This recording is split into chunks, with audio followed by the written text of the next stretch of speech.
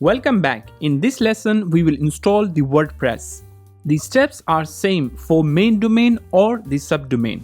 Navigate to your domain where you plan to install the WordPress on your cPanel.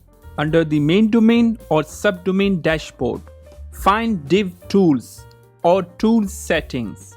Locate Install WordPress Settings and click on it.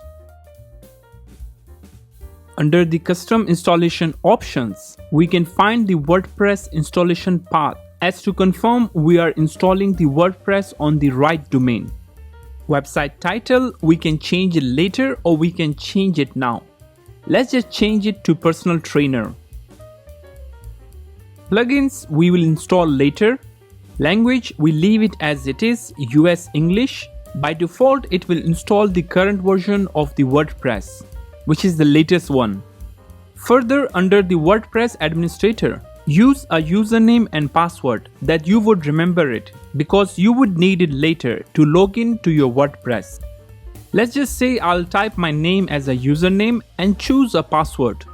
Every time when you try to log in to your WordPress, you will use this username and password. Provide an admin email address in case you forgot your password. You can use this email to recover it. Recheck all typed information is correct, then you can click on install. The WordPress installation will take about 30 to 60 seconds depending on your web server speed.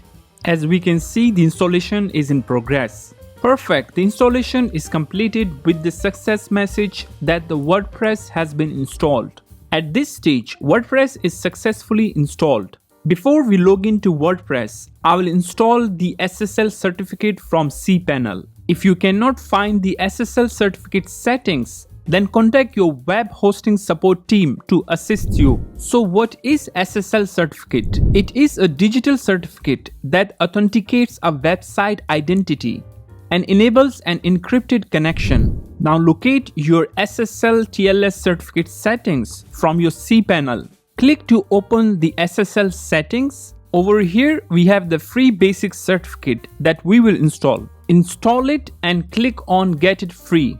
Perfect. Now we have HTTPS enabled with LogSign. Now it's time that we can safely log into WordPress. The default directory to log into WordPress is your domain /WP admin.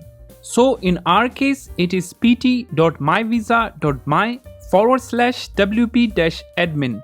Key in the username and the password that you typed during WordPress installation. Finally, we have successfully installed the WordPress with HTTPS enabled.